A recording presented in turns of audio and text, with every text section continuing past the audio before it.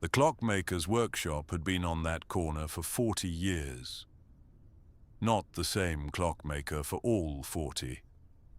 Thomas Calloway had taken over the lease from his predecessor in the mid-80s, inheriting the workshop's Victorian fittings, its reputation, and its particular quality of being exactly the kind of specialist shop that a neighborhood assumes will always be there. The kind you walk past every day without noticing until the day it isn't there. The neighbor who noticed was a woman who bought a newspaper from the shop 2 doors down every morning at 8:30. She had walked past Calloway's workshop every morning for 11 years. She noticed the dark because the workshop was never dark at 8:30. Calloway was always there, his workbench lamp on, his radio playing something classical, the faint sound of careful mechanical work audible through the Victorian glass of the display window. This morning, dark, the radio silent, the sign turned to closed. She looked through the window. The clocks in the display, 11 of them, a rotating selection that Calloway changed every few weeks, were all there, all visible in the grey morning light. All stopped.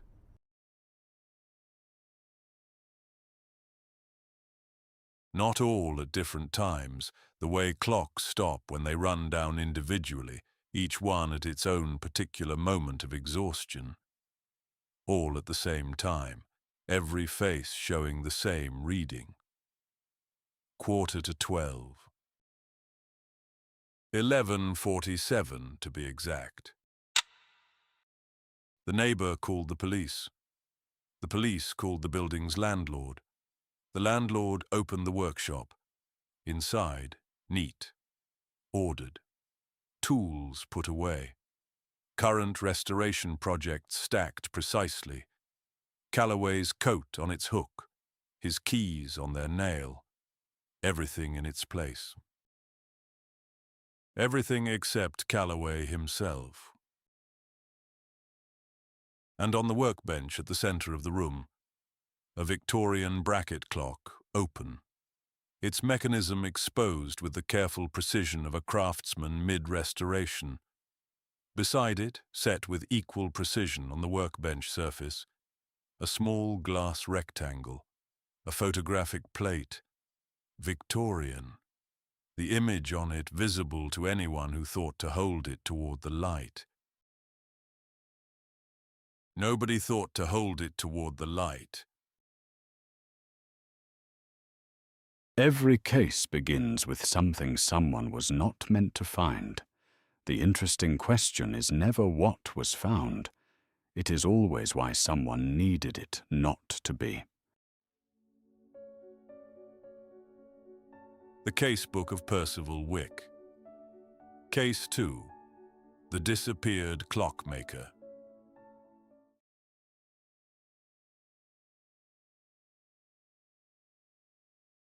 Percy and Will arrived at the workshop for different reasons. Will because the building was part of his historical survey of Blackwood's Victorian commercial premises. Percy because the police had called him. They had found nothing to investigate. Nothing that was except a reason to be uneasy. The silence of a clockmaker's workshop with no clocks running was its own kind of sound. Percy noticed it the moment he stepped through the door. 40 years of accumulated ticking, absorbed into the walls, the shelving, the Victorian woodwork. And now, nothing. The silence of a room that had forgotten what it was for. Will Mercer was already at the workbench. He had the glass negative in his hand, held up toward the workshop's single window, reading the image through it with the careful attention of someone trained to read old photographs. You're holding the evidence. I'm reading the evidence. There's a difference. Percy, I know this building. The building in this photograph.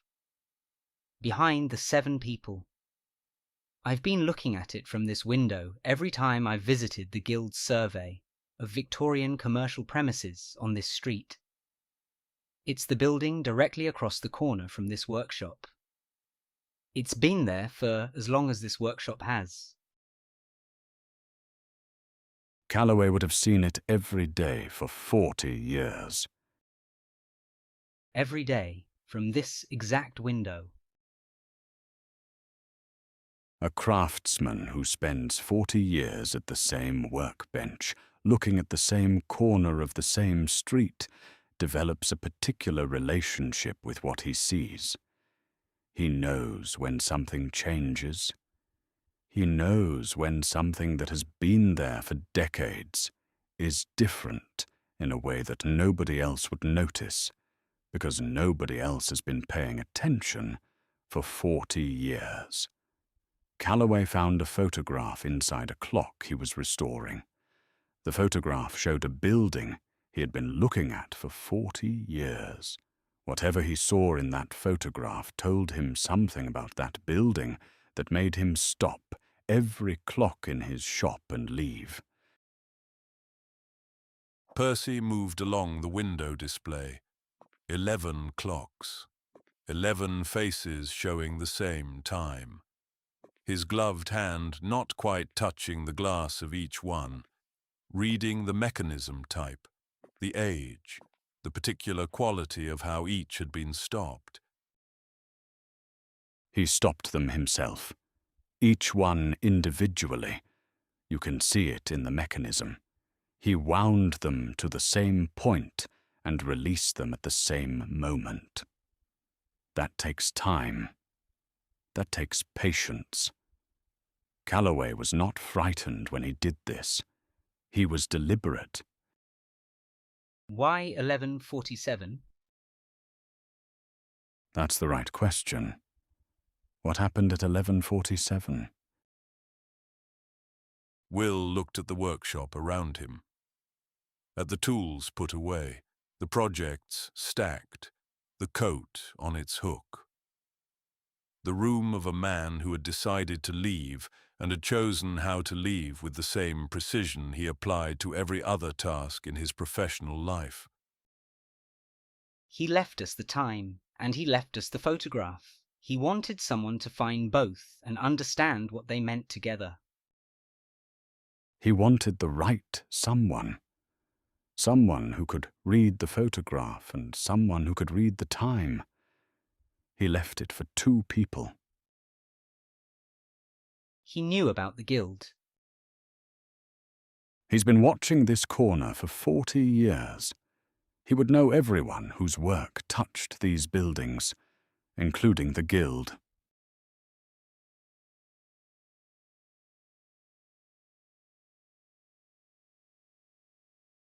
The Guild had a dark room, a legacy of the decades before digital archiving, when historical documentation still required chemical photography.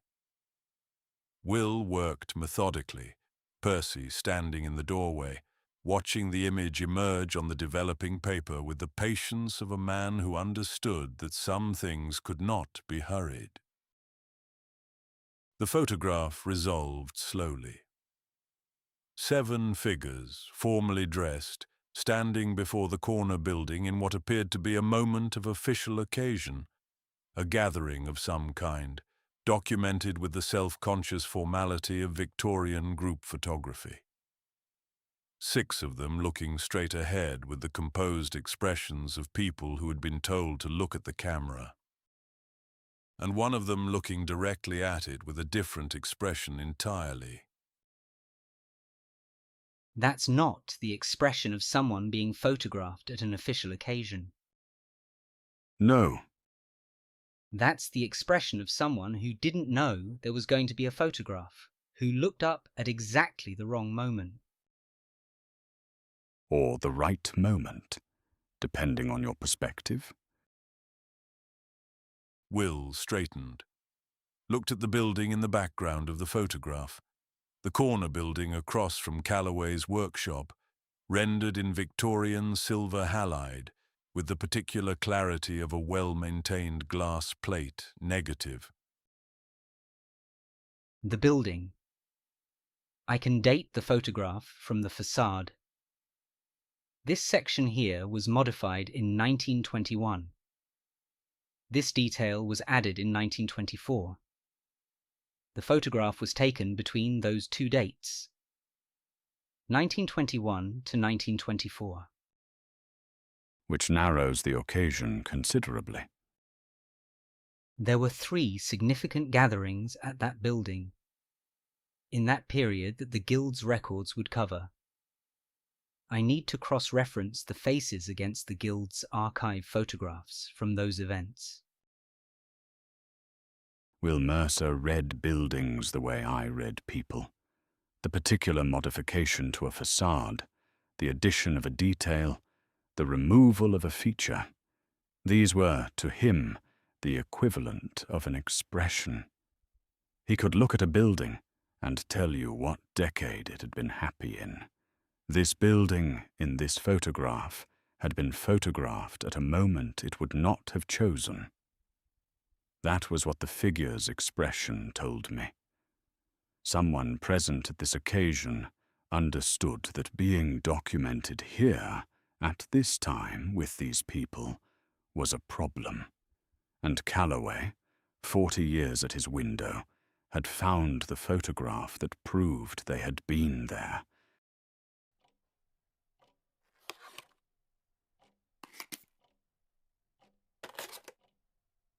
Will found the match in the 3rd box, a Guild survey photograph from 1923, the building's centenary gathering, 12 people on the same steps in front of the same facade. 7 of the 12 matching the 7 in Calloway's glass negative.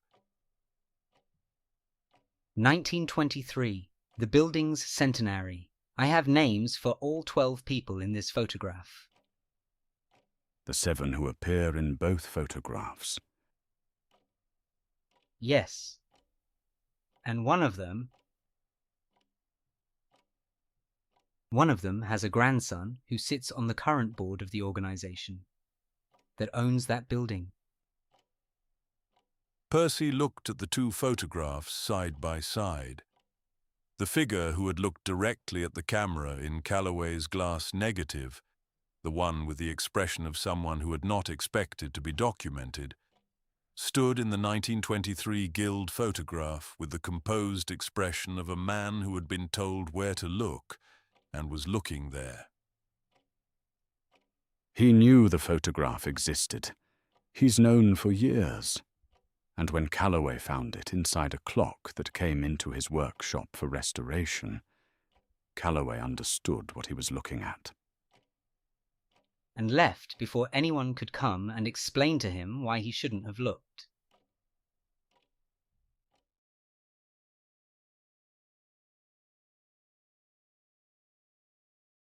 They returned to the workshop in the early afternoon. Percy went directly to the workbench.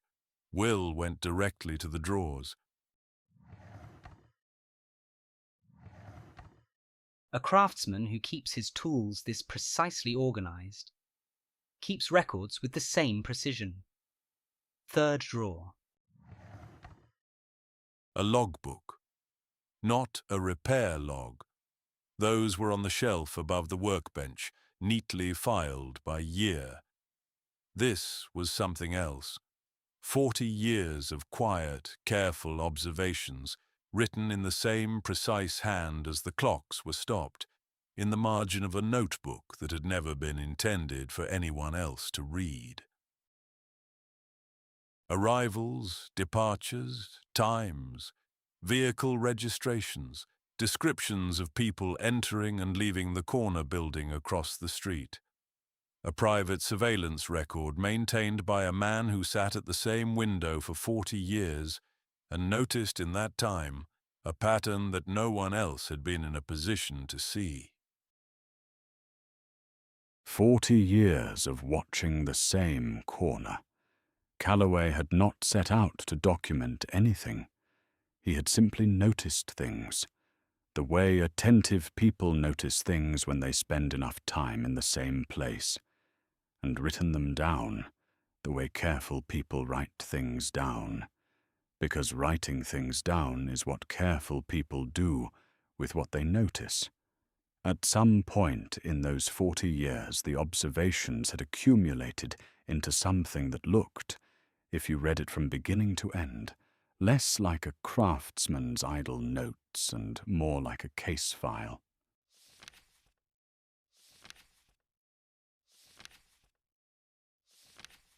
Percy, 1147. Here, dated. The same date as the centenary gathering in the 1923 photograph. Percy leaned over Will's shoulder. The entry for 1147 on a specific date in the logbook, recent within the last 3 years, was the only entry in 40 years that had been annotated rather than simply recorded. In the margin beside the time, in Calloway's precise hand, a single word. Recognized.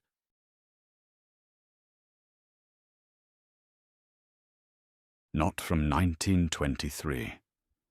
He wasn't there in 1923. He recognized someone from the photograph who has been coming to that corner building during his 40 years of watching. He had been recording their arrivals without knowing who they were. Then the glass negative arrived in his workshop, and he held it to the light and understood. He recognized a face from his logbook in the photograph. Someone connected to the people in that 1923 gathering has been visiting that building for decades. Calloway had been documenting them without knowing what he was documenting. The photograph gave him the connection. The logbook gave him the proof. Will turned back through the logbook, looking for other entries around the same date. Finding them, a pattern of arrivals over the weeks before the centenary, all involving the same vehicle registration. A vehicle that had no business being on that corner at those times, unless the driver had a specific purpose there. The same vehicle. Dozens of entries across the last several years. Always late, always between 10 and midnight. Always on the corner, never parked in front of the building itself. Watching the building without being seen watching it. And then, 3 years ago, at 11:47, on a Tuesday in November, the same vehicle. But this time Calloway saw the driver's face clearly enough to write a description. And when he found the glass negative and held it to the light, the description matched one of the 7 people in the photograph. Not the person themselves, their descendant. Someone who has inherited both the connection to that building and the reason to be careful about being documented near it. Calloway had spent 40 years watching that corner. He knew every vehicle that had a reason to be there and every vehicle that didn't. He had been keeping a record of the ones that didn't for decades without knowing precisely what he was recording. And then he opened a clock and found a photograph and understood exactly who he had been watching and why that person had reason to be careful about being seen at that building at all.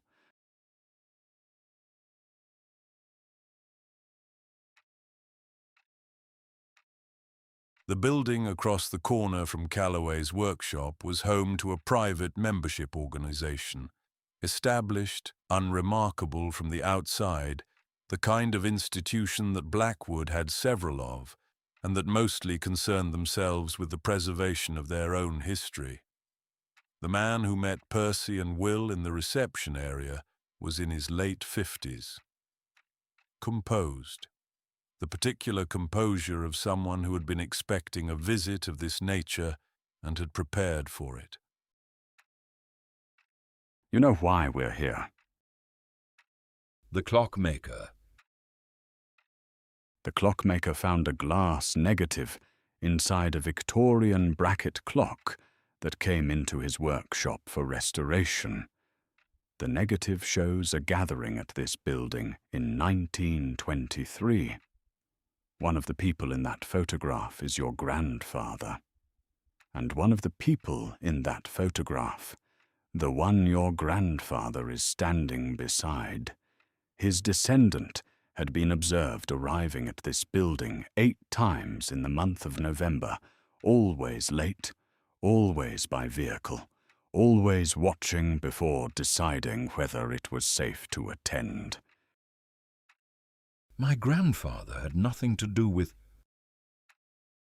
Your grandfather was standing beside someone who had reason to be careful about being documented. The photograph documents them together.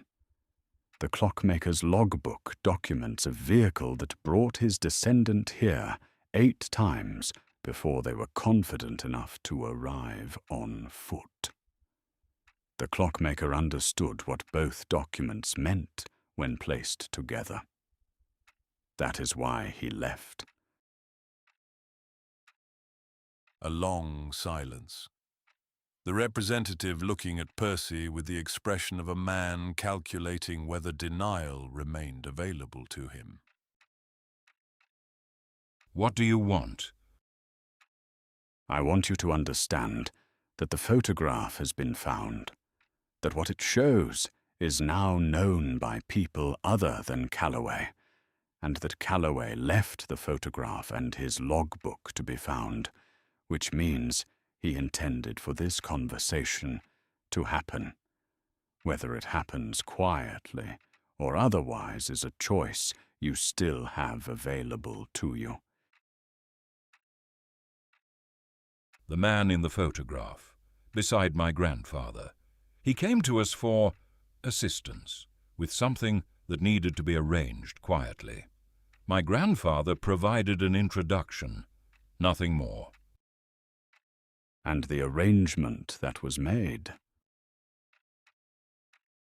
Quietly, as requested, and has remained quiet for 100 years.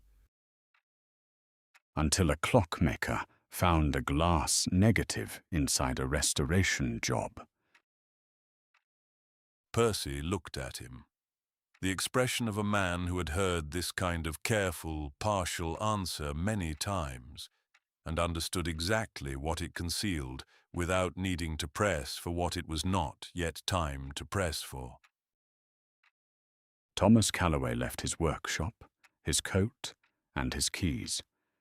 He left the photograph and the logbook to be found. He is not a missing person.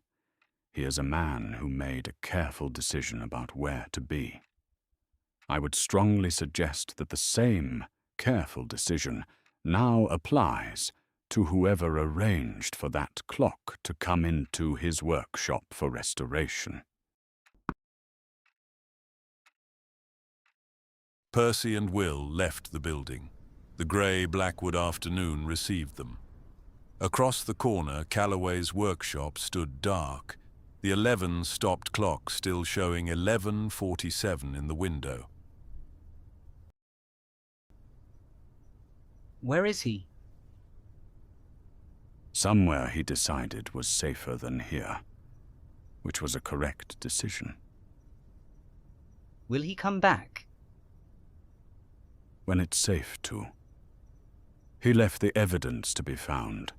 He understood that finding it would make it safer for him eventually.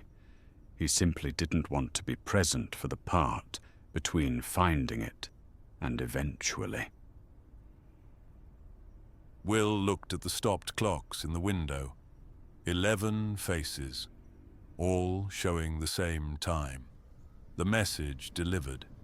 The case resolved, as much as it was going to be resolved today.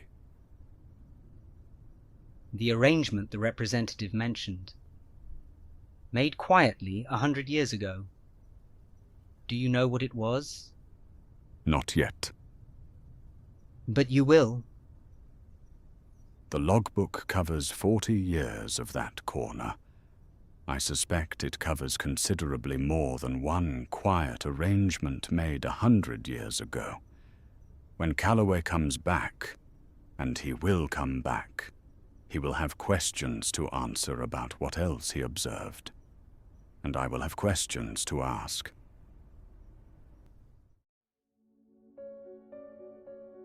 The Casebook of Percival Wick. Case 2. The Disappeared Clockmaker. Case closed.